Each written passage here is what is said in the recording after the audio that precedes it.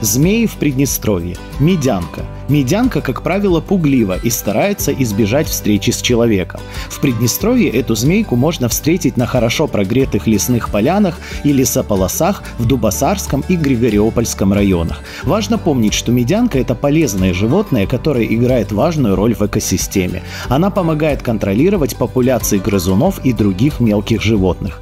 Поэтому, увидев медянку, не стоит ее бояться, а лучше просто полюбоваться ее красивой окраской и отпустить ее дальше по своим делам.